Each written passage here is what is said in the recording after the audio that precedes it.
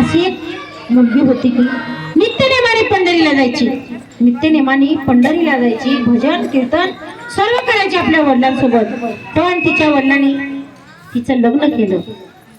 लग्न केल्यानंतर तिला म्हणावं असं घर मिळाले नव्हतं. म्हणजे तिच्या घरी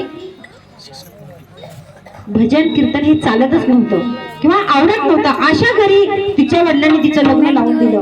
पण ती भजन करायची, पण तिच्या नवऱ्याला आवडायचं नाही, अजिबात आवडायचं नाही. ती बिचारी रडायची रडायची रडायची, रोज भांडण करायचं. नवरा रोज भांडण करायचं, दारू प्यायचा आणि मारहाण करायचा. आणि असं करत असताना तिला म्हणायचा, मला माशाची भाजी करून दे, मला माशाची भाजी करून दे. पण ती बिचारी माळकरी घराण्यातली होती. म्हणायची, मी मरेन पण माशाची भाजी करून देणार, बघतोच मला तुला, तू कशी भाजी करून देत नाही. असं म्हणत असताना हे बघ, आता मी रानात चाललोय आणि ती एक बाई मासे घेऊन येईल. मी रानात जातो, आऊत झोपतो आणि तू माझ्या पाठीमागे ये आणि माशाची भाजी करून घेऊन ये. बरं जा. बरं म्हणाला, काय गेलं असं म्हणाली तिनं. आणि जावा तुम्ही असं म्हणून नवऱ्याला रानात पाठवलं. पण तिनं काय केलं, धपाटा केलं, मिरचू केलं, ठेसा केला, काय काय बरंच काय काय केलं. एका टोपलीमध्ये भरली, टोपल्यामध्ये भरली आणि बाहेरून दाराला लॉक लावत होती किंवा कुलूप लावत होती. तेवढ्यात एक बाई आली. अगं शांता म्हणली, काय म्हणते बाई असं म्हणल्यानंतर, हे बघ तुझ्या नवऱ्याने मला मासे सांगितले होतं, मी मासे घेऊन आले.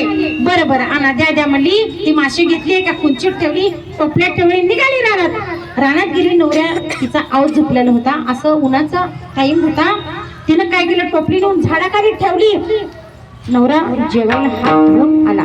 त्यानं येईपर्यंत हिनं काय केलं, ते माशाचं गाठोडं होतं ते आपल्या मांडीखाली घेऊन बसली आणि नवऱ्याला जेवायला धपाट, मिरचू, ठेचा, दही सगळं. अगं मी तुला मासे करायला सांगितलं होतं, तर तू हे काय आणलं? अहो म्हणलं, तू मासे घेऊन आलीच नाही की बाई, तर तुम्ही आता खावा, मी संध्याकाळी करून देते तुम्हाला मासे. बरं ठीक आहे म्हणला, ठीक आहे म्हणला. आणि उन्हाच्या पारी तो जेवण केला. जेवण करून थोडं विसावा घेतला त्यांनी. विसावा घेतल्यानंतर तिनं काय केलं, ते गाठोडं सोडलं. त्या गाठोडीतला एक एक मासा प्रत्येक सरीवर ठेवला.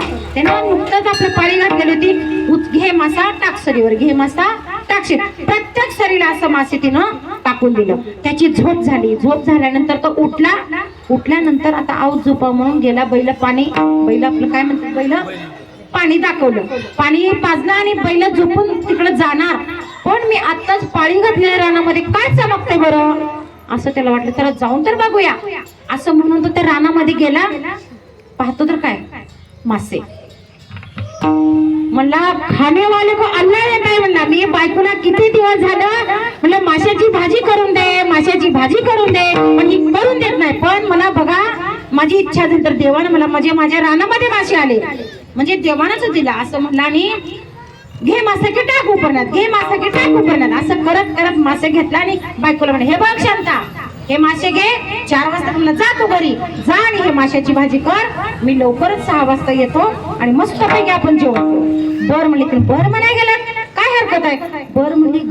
घरी गेल्यानंतर बघा, दिवस मावळ्याच्या टायमाला असं वट्ट्यावर कट्ट्यावर दारात बायका बसतात. तुम्ही बसता का गप्पा मारत नाही का? मैत्रिणी आम्ही बसतो बाबा.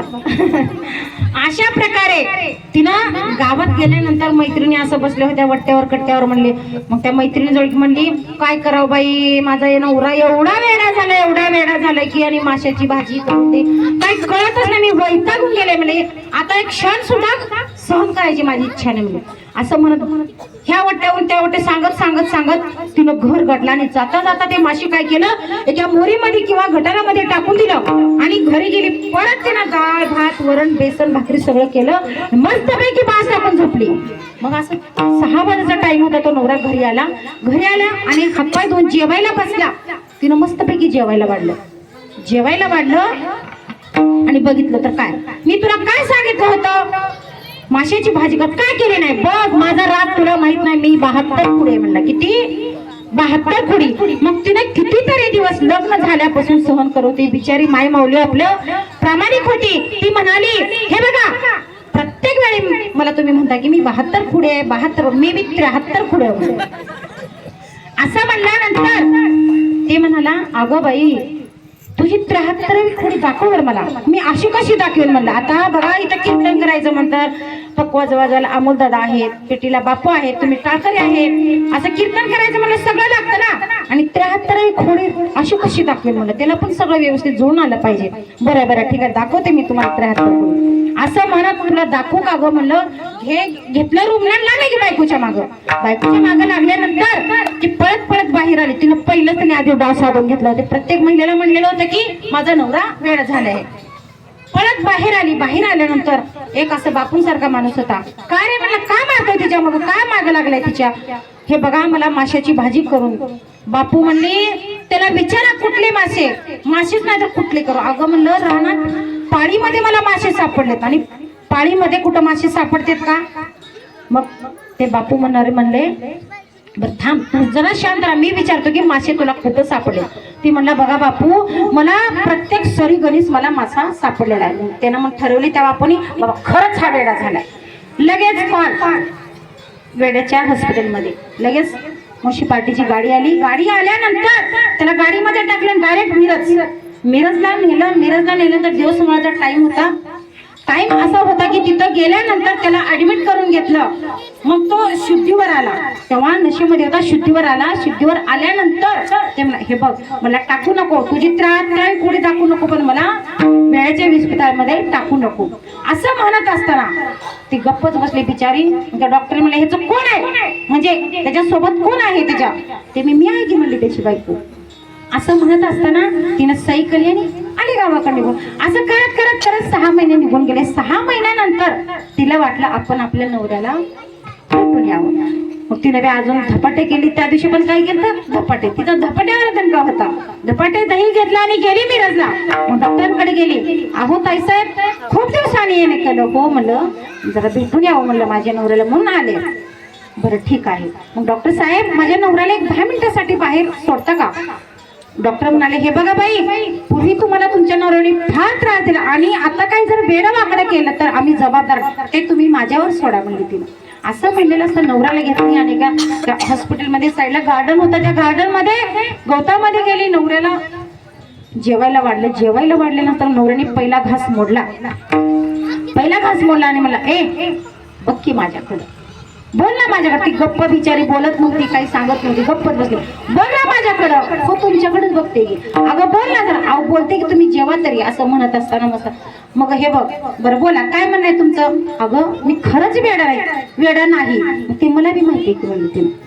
मग मला का वेड्याच्या हॉस्पिटलमध्ये टाकलं. तर तुम्ही म्हणत होता ना माझ्या 72 खोड्या, तुम्ही म्हणलं होतं की मला 73 खोड. हीच माझी 73वी खोड आहे असं. विठ्ठल विठ्ठल.